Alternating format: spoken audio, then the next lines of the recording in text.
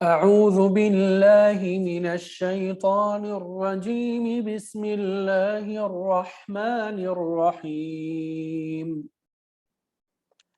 إنما التوبة على الله للذين يعملون السوء بجهالة ثم يتوبون من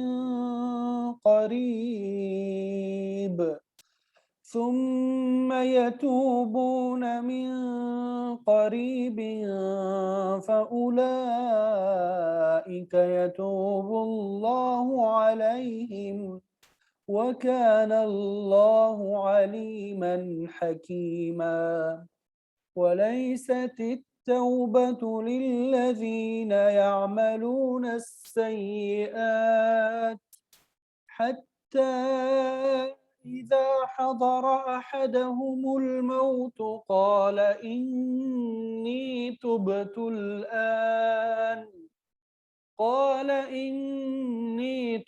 الآن ولا الذين يموتون وهم كفار أولئك أعتدنا لهم عذابا أليما. يا أيها الذين آمنوا لا يحل لكم أن ترثوا النساء كرها ولا تعضلوهن لتذهبوا ببعض ما آتيتموهن إلا أن يأتين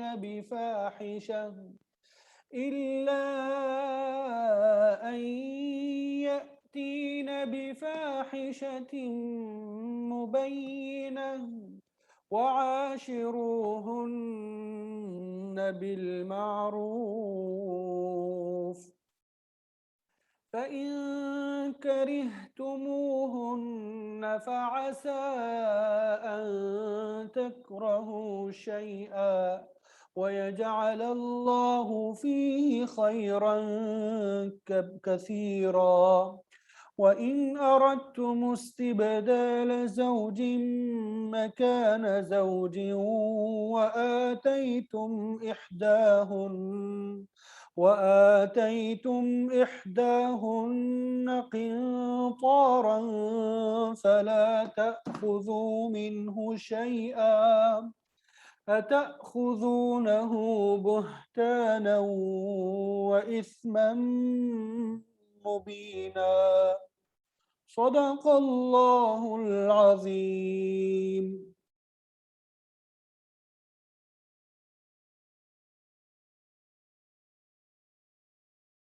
الحمدللہ ابھی آپ کے سامنے سورہ نساء کی آیت نمبر 16 سے آیت نمبر 20 تک کی تلاوت کی سعادت حاصل ہوئی۔ اللہ تعالیٰ سے دعا ہے کہ اللہ تعالیٰ ہمیں ان آیات کو صحیح طرح سمجھنے کی توفیق عطا فرمائے اور ان آیات میں جو احکامات بیان ہوئے ہیں ان پر ہمیں عمل کی توفیق عطا فرمائے۔ قرآن مجید کا سمجھنا، قرآن مجید کا سیکھنا اور ان احکامات پہ عمل کرنا ہمارے لیے آسان بنائے۔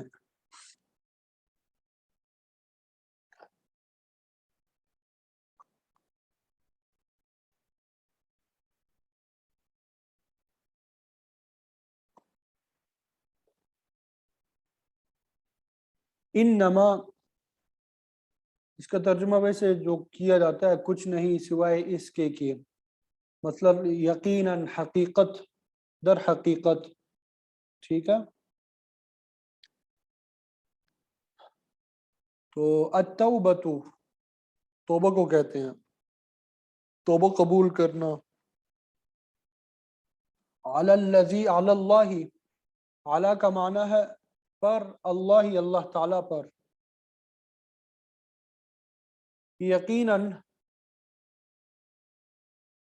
توبہ قبول کرنا اللہ تعالیٰ پر ہے، للذین ان لوگوں کے لیے، ان کے لیے جو، للذین ان کے لیے جو، بے شک توبہ کی قبولیت جو ہے توبہ کی قبولیت اللہ پر ہے، للذین ان لوگوں کے لیے جو یعملون، عامل یعمل کا معنی ہوتا ہے کرتی ہی، السوء برائی کا ارتکاب کرتے ہیں، جو برائی کرتی ہی، بجہالت نادانی کی وجہ سے، جہالت کی وجہ سے،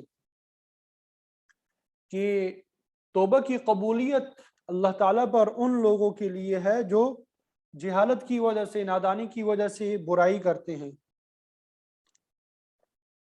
گناہ تو کر لیا جہالت اور نادانی کی وجہ سے، ثم یتوبون پھر وہ توبہ کرتے ہیں، من قریب جلدی سے۔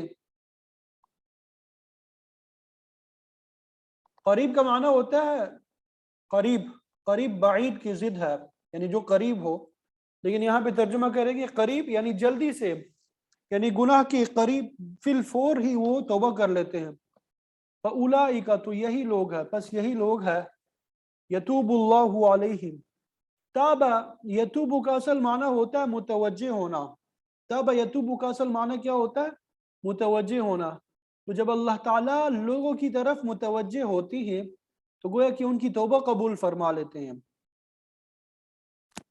یتوب جن کی توبہ قبول کرتے ہیں اللہ تعالیٰ، علیہم ان پر، یعنی یہی لوگ ہیں جن کی توبہ اللہ تعالیٰ قبول فرما لیتے ہیں۔ تو اللہ تعالیٰ نے توبہ قبول کرنے کی جو ذمہ داری لی ہے وہ ان لوگوں کے لیے ہے جو نادانی سے کوئی برائی کرتے ہیں۔ ثم یتوبون من قریب پھر جلدی ہی توبہ کر لیتے ہیں، فاولئک یتوب اللہ علیہم تو اللہ تعالیٰ ان کی توبہ قبول کر لیتا ہے۔ وکان اللہ اور ہے اللہ تعالیٰ، علیما ہر بات کو خوب جاننے والا، حکیمہ حکمت والا بھی، اور اللہ تعالیٰ ہر بات کو خوب جاننے والا اور حکمت والا بھی ہے۔ ولیست اور نہیں ہے، ولیست اور نہیں ہے، التوبۃ توبہ کی قبولیت، للذین ان لوگوں کے لیے، یعملون جو کرتے ہیں، السیئات برے کام، حتی یہاں تک کہ، اذا جب، حضر حاضر ہو جائے، آ جائے، احدہم ان میں سے کسی ایک کے پاس، ان میں سے کسی ایک کے پاس آ جائے، حاضر ہو جائے، الموت موت، یہاں تک کہ جب موت کا فرشتہ ان میں سے کسی کے پاس آتا ہے، قال تو وہ کہتا ہے، انی کہ بے شک میں نے، تبتو توبہ کر لی ہے، میں نے توبہ کر لی ہے، الآن اب، الآن اب، یعنی توبہ کی قبولیت ایسے لوگوں کے لیے نہیں ہے کہ جب مرنے کا وقت قریب ہو تو اس وقت وہ کہتے ہیں کہ میں نے توبہ کر لی اب۔ اسی طرح وَلَا الَّذِينَ يَمُوتُونَ وَهُمْ كُفَّارٌ، ولا اور نہیں ہے ان لوگوں کے لیے، یعنی توبہ کی قبولیت ان لوگوں کے لیے بھی نہیں ہے جو یموتون مر جاتے ہیں، وہم اور وہ، کفار کفر کی حالت میں ہوتے ہیں، اور توبہ کی قبولیت ان لوگوں کے لیے بھی نہیں ہے جو کفر کی حالت میں کیا ہو جاتے ہیں؟ مر جاتے ہیں۔ تو وَلَيْسَتِ التَّوْبَةُ لِلَّذِينَ يَعْمَلُونَ السَّيِّئَاتِ کہ توبہ کی قبولیت ان کے لیے نہیں ہے جو برے کام کرتے ہیں، حتی اذا حضر احدہم الموت یہاں تک کہ جب ان میں سے کسی ایک پہ موت طاری ہو جاتی ہے تو وہ کہتا ہے انی تبت الآن کہ اب میں نے توبہ کر لی ہے۔ وَلَا الَّذِينَ يَمُوتُونَ وَهُمْ كُفَّارٌ اور نہ ان لوگوں کے لیے ہے جو کفر ہی کی حالت میں مر جاتے ہیں، جو کفر کی حالت ہی میں کیا ہو جاتے ہیں؟ مر جاتے ہیں۔ اولئک یہی لوگ ہے، یہی لوگ ہیں، اعتدنا ہم نے تیار کر رکھا، اعتدنا اعتد یعتد اعتادا ہم نے تیار کر رکھا ہے، لہم ان کے لیے، عذابا عذاب، علیما دردناک، تو ایسے لوگوں کے لیے تو ہم نے دکھ دینے والا عذاب تیار کر رکھا ہے۔ یا ایھا الذین آمنوا اے ایمان والو، لا یحل حلال نہیں ہے، لکم تمہارے لیے، ان یہ کہ ترثو تم وارث ہو جاؤ، وارث بن جاؤ، النساء عورتوں کا، کرہا زبردستی، کرہا زبردستی، ولا تعذلوہن اور تم نہ روکو انہیں، ولا تعذلو اور تم نہ روکو ہن انہیں. یہ عزل یعزل عموماً نکاح سے روکنے کے بارے میں آتا ہے، نکاح سے روکنے کے بارے میں عزل یعزل آتا ہے. ولا تعذلوہن اور تم انہیں نہ روکو، لتذہبوا، ذہب یذہب کا ویسے معنی ہوتا ہے آنا، جانا اس کا معنی ہوتا ہے. ذہب کا معنی کیا ہوتا ہے؟ جانا. ذہب تو میں چلا گیا. لیکن جب اس کی فوراً بعد با آ جائے، کسی حرف پہ با آ جائے، یعنی اس کی صلہ با ہو، پریپوزیشن جو ہے با ہو، جس طرح انگلش میں پریپوزیشن تبدیل ہوتے ہیں تو لفظ کا معنی تبدیل ہو جاتا ہے. ٹھیک ہے، اسی طرح عربک میں بھی جب پریپوزیشن تبدیل ہو جاتے ہیں تو معنی تبدیل ہو جاتا ہے. تو ذہب کے بعد با آ جائے تو اس کا معنی ہوتا ہے لے کر جانا، ختم کرنا، لے کر جانا. جیسے ذہب اللہ بنورہم، اللہ تعالیٰ لے کے چلا گیا ان کے نور کو، یعنی ان کے نور کو کیا کر دیا؟ ختم کر دیا، ان کی بینائی کو ختم کر دیا. تو اسی طرح لِتَذْهَبُوا، تاکہ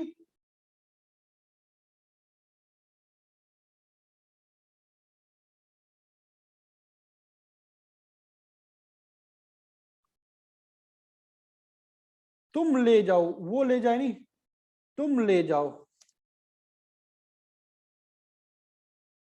تاکہ تم لے جاؤ، لِتَذْهَبُوا تاکہ تم لے جاؤ، بِبَعْضِ، بعض کا معنی ہوتا ہے کچھ حصہ، ما جو، آتیتم تم نے دیا ہے، ہن انہیں، ما جو، آتیتم تم نے دیا ہے، ہن انہیں. اصل میں یہ کیا لفظ ہے؟ آتیتم. ٹھیک ہے، اب یہ آتیتم ہن یہ صحیح طرح پڑھا نہیں جاتا تو درمیان میں واو بھی ہے. ٹھیک ہے، آتیتمو ہن، آتیتم جو تم نے دیا ہے، ہن انہیں، اور تم نہ روکو انہیں نکاح کرنے سے، لتذہبوا تاکہ تم لے جاؤ، لے اڑو، ببعض ما آتیتموہن جو کچھ تم نے انہیں دیا ہے وہ واپس لے لو، الا مگر یہ کہ ان یاتینا وہ ارتکاب کری، بفاحشۃ برائی کا، مبینۃ واضح، صریح، کھلی، وعاشروہن اور تم زندگی گزارو ہن ان کے ساتھ، بالمعروف بھلے انداز سے. فَإِن پس اگر کرہتموہن تم ناپسند کرو ہن انہیں، فعسیٰ تو ممکن ہے، ان تکرہو یہ کہ تم ناپسند کرو، یہ کہ تم ناپسند کرو، شیئن کسی چیز کو، وَيَجْعَلَ اور بنا دے اللہ تعالیٰ، فیہ اس میں، خیرن بھلائی، کثیرہ بہت زیادہ، بہت زیادہ. دوبارہ ترجمہ کرتا ہوں. یا ایھا الذین آمنوا لا یحل لکم کہ اے ایمان والو تمہارے لیے یہ بات حلال نہیں ہے، ان ترثوا النساء کرہا کہ تم زبردستی عورتوں کے مالک بن بیٹھو، تم زبردستی عورتوں کے وارث ہو جاؤ، بن جاؤ. ولا تعذلوہن لتذہبوا ببعض ما آتیتموہن اور اس غرض سے ان کو مت روکو،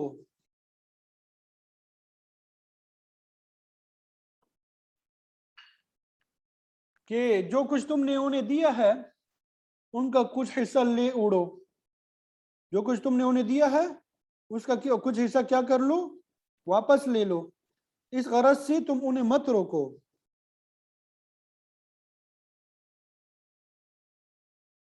الا ان یاتین بفاحشۃ مبینہ الا یہ کہ وہ کھلی بے حیائی کا ارتکاب کرے. فعاشروہن بالمعروف اور ان کے ساتھ بھلے انداز میں زندگی بسر کرو، یعنی اچھے طریقے سے زندگی گزارو. فَإِن كَرِهْتُمُوهُنَّ فَعَسَىٰ أَن تَكْرَهُوا شَيْئًا بس اگر تم انہیں پسند نہیں کرتے تو عین ممکن ہے کہ تم کسی چیز کو ناپسند کرتے ہو اور اللہ تعالیٰ نے اس میں تمہارے لیے کچھ بلائی رکھ دی ہو.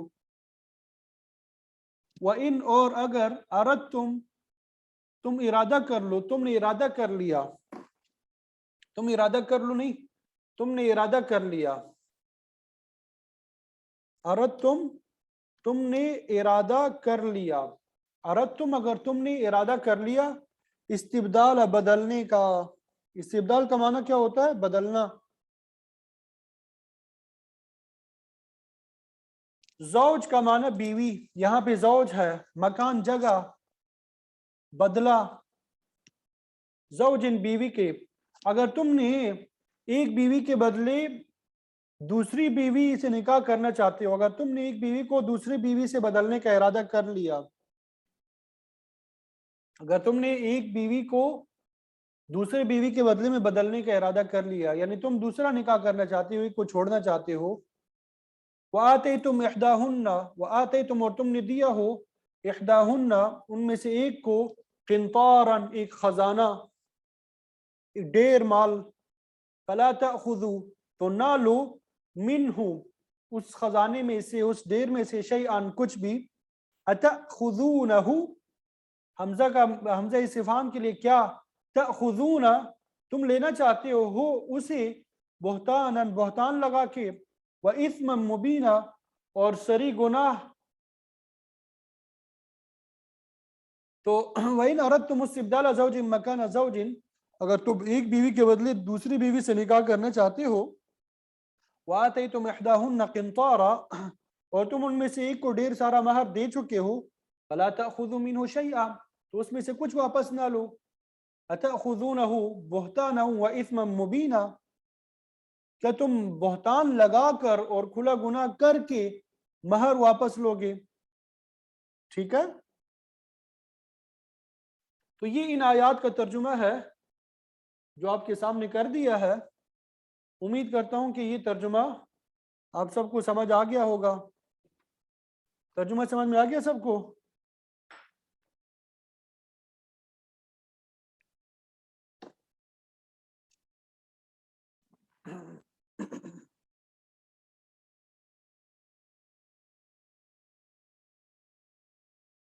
اللہ.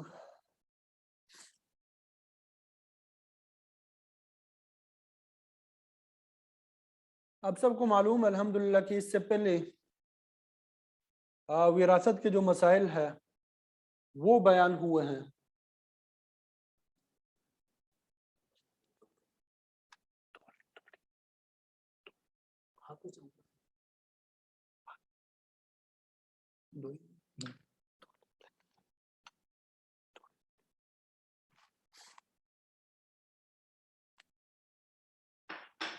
الحمدللہ اب سب کو معلوم ہے کہ اس سے پہلے ہم نے وراثت کے مسائل پڑھ لی ہے، پھر معاشرے کو درست کرنے، پاکیزہ بنانے کے کچھ اصول پڑھے ہم نے. معاشرے کو کس طریقے سے درست کیا جاتا ہے، مال کی حفاظت کے اصول بتائے، اسی طرح عزت کے حفاظت کے اصول بتائے. ٹھیک ہے. اور زنا اور لواطت جیسی بری گناہوں کی مذمت جو ہے وہ بیان کی گئی، اور بدکار عورتوں کی سزا کو بیان کیا گیا. اسی طرح بدکار مردوں کو تکلیف پہنچانے کا حکم دیا گیا. ٹھیک ہے. اس کے احکامات وغیرہ ہم نے پڑھ لیے.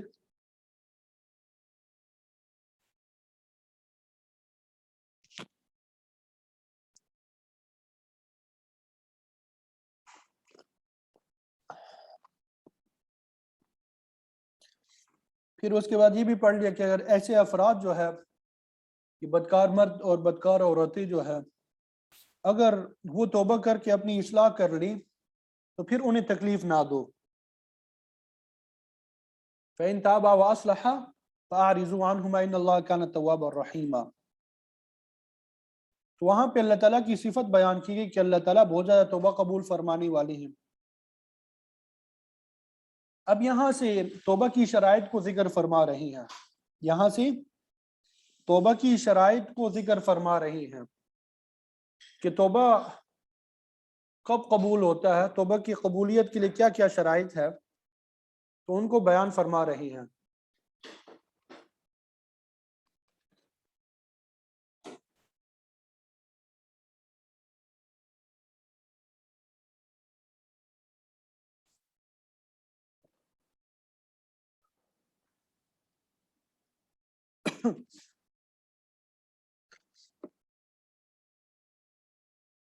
تو اس کے بارے میں بتایا کہ اگر انسان سچے دل سے نادم ہو جائے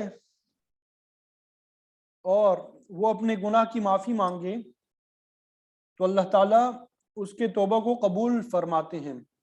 اللہ تعالیٰ اس کے توبہ کو قبول فرما لیتے ہیں، بشرط کہ وہ صحیح طریقے سے نادم ہو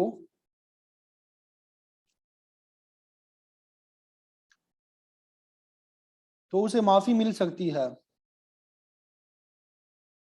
تو وہی شرط بتا رہی انما التوبۃ علی اللہ للذین یعملون السوء بجہالۃ، کہ جو لوگ برائی جہالت اور نادانی کی وجہ سے کرتے ہیں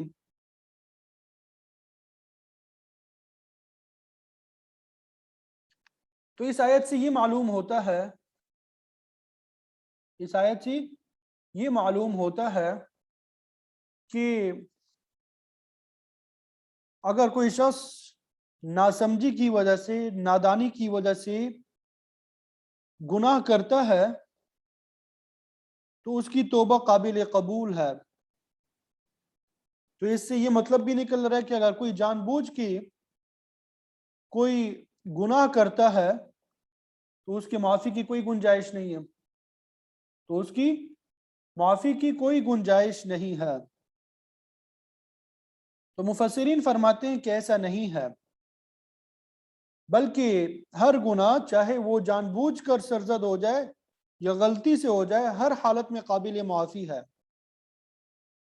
کیونکہ یہاں پہ جہالت سے مراد حماقت ہے، بے وقوفی ہے، اور جب بھی انسان گناہ کرتا ہے تو وہ حماقت ہی کا نتیجہ ہوتا ہے. اور حماقت اس لیے کہ گناہ کرنے والے کی نظر گناہ کے انجام تک نہیں پہنچتی جس کی وجہ سے وہ گناہ کا اقدام کرتا ہے. اگر گناہ کا انجام اس کے سامنے ہو تو کبھی بھی وہ گناہ پر اقدام نہ کر لے. لیکن حقیقت یہ ہے کہ جب بھی کوئی شخص برائی کا ارتکاب کرتا ہے تو اس پر غفلت کے پردے پڑے ہوتے ہیں. اس پر کیا ہوتے ہیں؟ غفلت کے پردے پڑے ہوتے ہیں. بہرحال جہالت سے مراد یہ ہے کہ گناہ کرتے وقت انسان کے ذہن پر پردے پڑے ہوئے ہیں. گناہ چاہے جان بوجھ کر ہو یا بھول کر. اسی لیے فرمایا کہ توبہ ان لوگوں کے لیے ہے، توبہ کی قبولیت ان افراد کی ہے جو جہالت کی وجہ سے گناہ کے مرتکب ہوتے ہیں.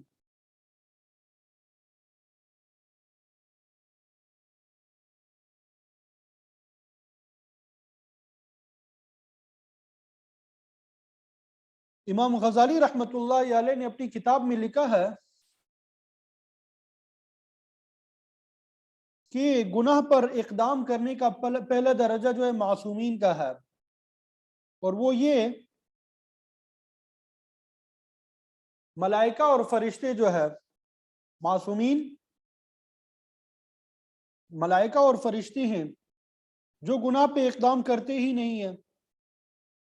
انبیاء علیہم الصلاۃ والسلام بڑے اعلیٰ مرتبے کے لوگ ہوتے ہیں،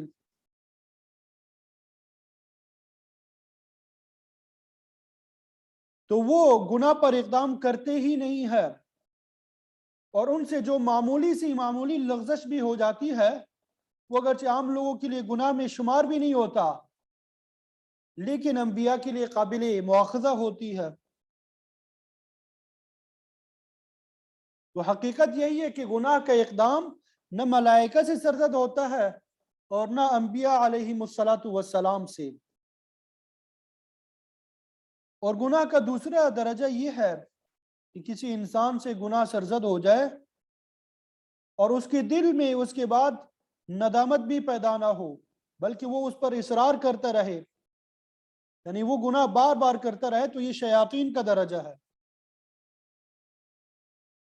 اور دنیا میں ایسے بہت سے افراد موجود ہیں جو اس طریقے کو اپناتے ہیں کہ گناہ کا ارتکاب کرتے ہیں اور کرتے چلے جاتے ہیں.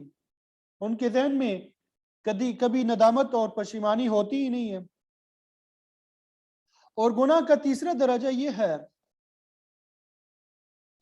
کہ بنی آدم گناہ کا ارتکاب کرتے ہیں لیکن جلد ہی وہ اس پر پشیمان اور نادم ہو جاتے ہیں اور گناہ کو چھوڑ دیتے ہیں، تو یہ انسانوں کا درجہ ہے۔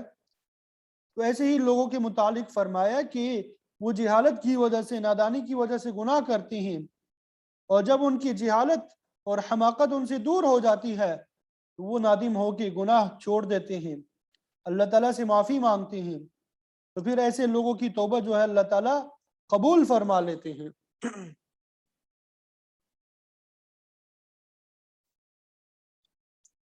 تو آپ صلی اللہ علیہ وسلم نے فرمایا التائب حبیب اللہ، کہ گناہ سے صحیح طریقے سے توبہ کرنے والا حبیب اللہ، اللہ تعالیٰ کا محبوب ہوتا ہے۔ آپ نے یہ بھی ارشاد فرمایا التائب من الذنب کمن لا ذنب لہ، کہ گناہ سے توبہ کرنے والا ایسا ہے گویا کہ اس نے گناہ کیا ہی نہیں ہے،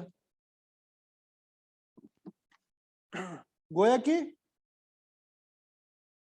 اس نے گناہ کیا ہی نہیں ہے۔ اور توبہ کس وقت تک قبول ہوتی ہے؟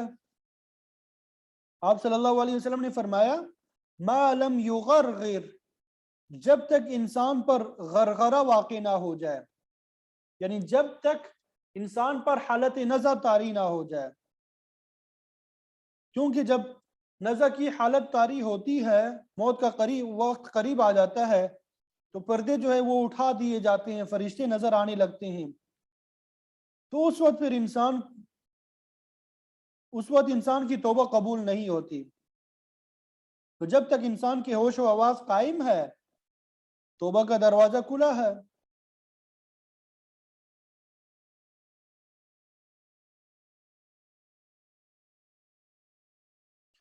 تو گناہ کرنے کے بعد جب انسان توبہ کرتا ہے تو اس کے ذریعے بڑا مقام حاصل کر لیتا ہے۔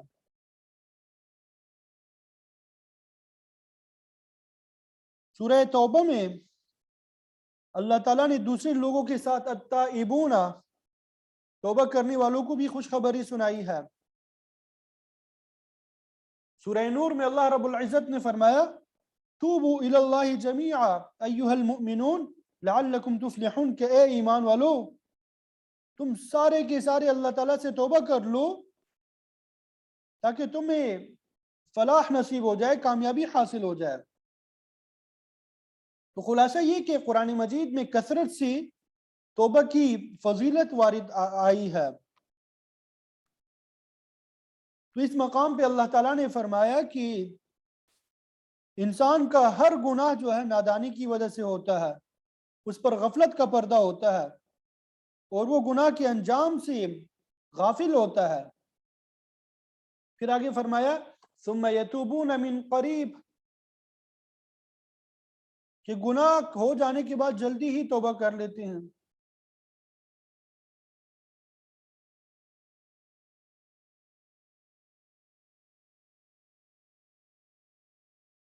اب کتنی جلدی، اس کی بھی تفصیل جو ہے حدیث میں موجود ہے۔ بعض روایات میں آتا ہے کہ موت سے 1 سال پہلے، یا موت سے 1 مہینہ پہلے، یا 1 ہفتہ پہلے، یا موت سے 1 دن پہلے، یا موت سے 1 گھڑی پہلے انسان توبہ کر لے تو وہ قابل قبول ہوتی ہے۔ یہاں تک کہ جب غرغرہ کی حالت طاری ہو جاتی ہے تو توبے کا دروازہ جو ہے بند ہو جاتا ہے۔ تو یہ قریب، یہ ان تمام حالتوں پہ محمول ہے۔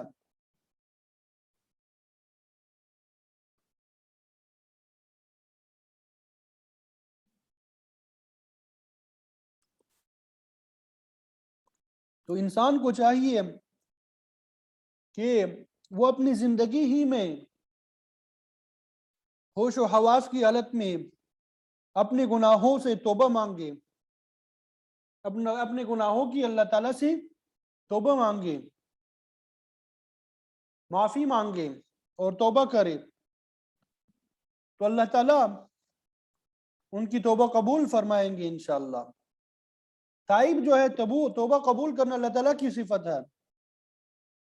اس کا اصل معنی جو ہوتا ہے میں نے بتایا رجوع کرنا ہوتا ہے، متوجہ ہونا ہوتا ہے. تو اللہ تعالیٰ اپنے بندے پہ مہربانی سے رجوع فرماتا ہے، اور جب اس کی نسبت بندے کی طرف ہوتی ہے تو اللہ تعالیٰ کا بندہ جو ہے وہ گناہ چھوڑ کے اللہ تعالیٰ کی طرف رجوع کرتا ہے. انیبوا الی ربکم واسلموا لہ، اسی بات کی طرف اشارہ ہے کہ اپنے رب کی طرف رجوع کر لو. انیبو، اپنے رب کی طرف تم رجوع کر لو. واسلموا لہ، اور اللہ تعالیٰ کی اطاعت کو قبول کر لو. فاولئک یتوب اللہ علیہم، تو پھر اللہ تعالیٰ ان پر اپنے رحمت کے ساتھ رجوع فرماتے ہیں اور ان کی توبہ کو قبول فرما لیتے ہیں. وکان اللہ علیما حکیما، اور بے شک اللہ تعالیٰ جاننے والا اور حکمت والا ہے. اور انسان کی ہر بات کو جانتا ہے، اس کا کوئی حکم جو ہے حکمت سے خالی نہیں ہے. وہ اپنے بندوں کی حالت سے خوب واقف ہے اور وہ انہیں معاف کر دینا چاہتا ہے. تو ضرورت صرف اس بات کی ہے کہ انسان اس کی طرف رجوع کر لے.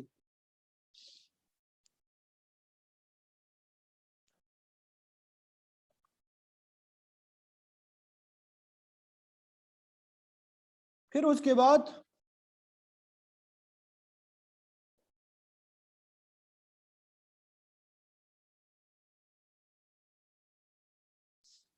ان لوگوں کا ذکر فرمایا جن کی توبہ قبول نہیں ہوتی. وَلَيْسَتِ التَّوْبَةُ، اور ان لوگوں کی توبہ کی قبولیت نہیں ہے لِلَّذِينَ يَعْمَلُونَ السَّيِّئَاتِ، جو برائیاں کرتے رہتے ہیں. حَتَّى إِذَا حَضَرَ أَحَدَهُمْ الْمَوْتُ، یہاں تک کہ جب ان پہ موت طاری ہو جاتی ہے تو وہ کہتے ہیں انی تبت الآن، میں نے اب توبہ کر لی، لیکن اس وقت توبہ کی قبولیت کا دروازہ بند ہو چکا ہوتا ہے. فرعون وہ بھی جب غرق ہو رہا تھا تو اس نے کہا تھا آمنت انہ لا الہ الا الذی آمنت به بنو اسرائیل، کہ میں بھی اسی اللہ پہ ایمان لایا جس پر بنی اسرائیل ایمان رکھتے ہیں. تو وہاں بھی یہ لفظ ہے آل آنا، کہ اب تو ایمان لاتا ہے، توبے کا وقت تو گزر چکا ہے، اب تو اپنے انجام کو پہنچ چکا ہے. اس لیے نزع کی حالت سے پہلے پہلے توبہ قبول ہو سکتی ہے، اس کے بعد اس کا دروازہ بند ہو جاتا ہے. تو مفسرین نے توبہ کی قبولیت کی 3 شرائط بیان کی ہے.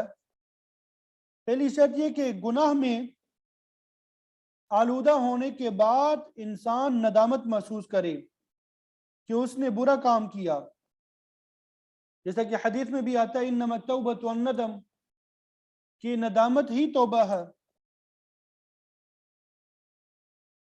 جب انسان کو برے کام پہ شرمندگی محسوس ہو تو یہ توبہ کی پہلی شرط ہے جو پوری ہو گئی. اور دوسری شرط یہ ہے کہ جو غلط کام ایک دفعہ یا بارہا کیا جا رہا ہے اس کو چھوڑ دے، فی الفور چھوڑ دے. اگر وہ توبہ بھی کرتا ہے گناہ بھی کرتا ہے تو ایسے توبے کا کچھ اعتبار نہیں ہے. اور توبہ کی تیسری شرط یہ ہے کہ جو غلط کام کیا ہے اس کی تلافی بھی کرے، کسی کا حق غصب کیا ہے اس کو ادا کرے یا اس سے معافی مانگے. اللہ تعالیٰ کا کوئی حق ضائع کیا ہے، نماز نہیں پڑھی، روزہ ادا نہیں کیا، زکوٰۃ نہیں دی، تو قضا وغیرہ کر لیں ان کی. اگر روزے سے معذور ہو گیا تو اس کا فدیہ ادا کریں. تو یہ توبہ کی 3 شرائط ہیں. نمبر 1 گناہ پہ شرمندہ ہونا، پشیمان ہونا. نمبر 2 فی الفور گناہ کو چھوڑ دینا. اور نمبر 3 تلافی معافات، جو کچھ ہو چکا ہے ان کی تلافی کر لیں. تو اللہ تعالیٰ انشاءاللہ توبہ قبول فرمائیں گے. تو ایک تو یہ بات بتا دی کہ نزع کی حالت کے وقت توبہ قبول نہیں ہوتی، اور دوسری حالت بتا دی وَلَلَّذِينَ يَمُوتُونَ وَهُمْ كُفَّارٌ، ایسے لوگوں کی توبہ بھی قبول نہیں ہوتی جو کفر کی حالت میں مر جائے، کفر کی حالت میں ان کا خاتمہ ہو جائے تو وہ بھی توبہ سے محروم ہو گئے۔ اولئک اعتدنا لهم عذابا علیما، کہ ایسے لوگوں کے لیے ہم نے دردناک عذاب تیار کر رکھا ہے، وہ ہماری گرفت سے بچ نہیں سکتی، وہ ہماری گرفت سے بچ نہیں سکتی۔ یہاں تک بات سمجھ آ گئی؟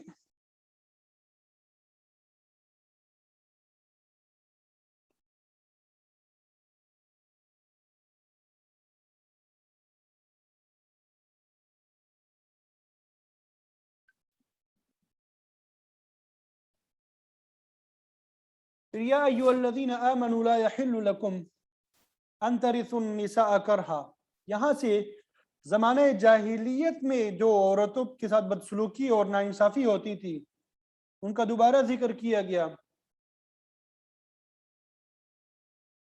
احادیث میں آتا ہے کہ زمانہ جاہلیت میں جب انسان فوت ہو جاتا، اگر پیچھے اس کا سوتیلا بیٹا ہوتا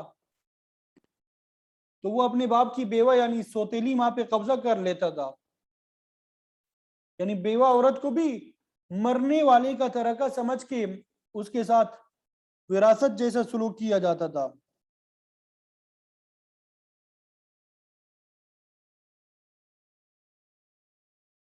پہلے بتا چکا ہوں کہ وراثت کا مکمل طور پہ حقدار مرنے والے کا بڑا بیٹا، بھائی یا بھتیجا وغیرہ ہوتے تھے۔ چھوٹے بچوں اور عورتوں کو وراثت سے محروم رکھا جاتا تھا۔ تو چونکہ بیوہ کو بھی وراثت کا حصہ سمجھ لیا جاتا تھا تو مرنے والی کا وارث یا تو اس عورت سے خود نکاح کر لیتا تھا یا مہر اور مال وغیرہ حاصل کر کے اس کا نکاح کسی دوسری جگہ کرا دیتا تھا۔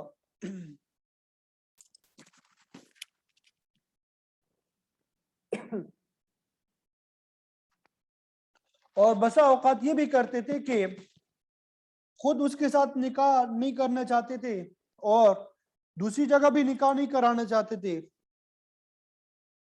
اجازت نہیں دیتے تھے۔ وہ جانتے تھے کہ اگر عورت نے دوسرا نکاح کر لیا تو اپنے ساتھ وہ اپنا مال بھی لے جائے گی اور مرنے والے کا وارث اس عورت کے علاوہ اس کے مال سے بھی محروم ہو جائے گا۔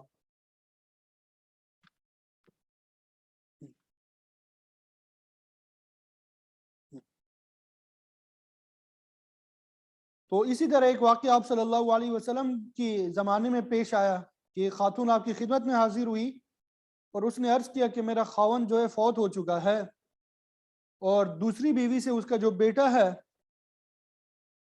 اس نے مجھے گھر میں ڈال رکھا ہے، نہ مجھ سے اچھا سلوک کرتا ہے نہ مجھے آزاد کرتا ہے کہ دوسری جگہ نکاح کر لوں، تو اب مجھے کیا کرنا چاہیے؟ تو آپ صلی اللہ علیہ وسلم نے فرمایا کہ تم گھر میں بیٹھو، اللہ تعالیٰ تمہارے بارے میں یقیناً کوئی حکم جو ہے نازل فرمائیں گے۔ تو پھر یہ آیات جو ہے اسی ضمن میں نازل ہوئی، یا ایھا الذین آمنوا، کہ اے ایمان والو، لا یحل لکم، کہ نہیں ہے حلال تمہارے لیے، لا یحل لکم، نہیں ہے حلال تمہارے لیے، ان ترثوا النساء کرہا، کہ تم عورتوں کے زبردستی وارث بن جاؤ، یعنی جس خاتون کے شوہر کا انتقال ہو گیا تم بھی اس کو وراثت کا مال سمجھ کے اس پر قبضہ کر لو اور اس سے منمانا سلوک کر لو۔ اور یہ بھی فرمایا وَلَا تَعْضُلُوهُنَّ، کہ ان کو مت روکو، لِتَذْهَبُوا بِبَعْضِ مَا آتَيْتُمُوهُنَّ، صرف اس لیے کہ تم نے انہیں جو چیزیں بطور مال یا عطیہ دی تھی ان میں سے کچھ چیزیں واپس لے سکو۔ فرمایا کہ یہ بھی تمہارے لیے جائز نہیں ہے کہ صرف اس وجہ سے، اس مال کی وجہ سے تم انہیں دوسرا نکاح کرنے کی اجازت نہ دو کہ اگر نکاح کرے گی تو مال بھی ساتھ میں چلا جائے گا۔ یہ تو بیوہ عورتوں کے ساتھ بڑی ناانصافی کی بات ہے، ایسا مت کرو۔ ہاں البتہ روکنے کی ایک صورت ہے، الا ان یاتین بفاحشۃ مبینہ، کہ وہ کسی صریح بے حیائی کا ارتکاب کرے۔ اس کے بارے میں ماقبل میں ہم پڑھ چکے ہیں پہلے کہ اگر وہ زنا کا ارتکاب کرتی ہے تو اس کی سزا یہ ہے کہ اسے گھر میں محبوس رکھا جائے، قید رکھا جائے۔ ابتدا میں یہ حکم تھا، پھر اللہ تعالیٰ نے 100 کوڑوں اور رجم کی سزا جو ہے وہ نافذ کرنے کا حکم جو ہے وہ نازل فرمایا۔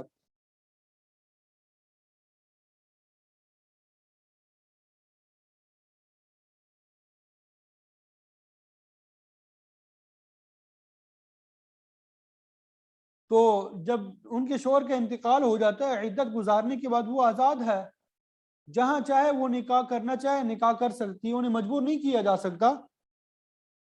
یہ شوہر کے جو ورثہ ہے وہ مجبور نہیں کر سکتے کہ ادھر نکاح کرو، جہاں پہ وہ لڑکی راضی ہوگی، وہ خاتون راضی ہوگی، وہاں پہ نکاح کر سکتی ہے۔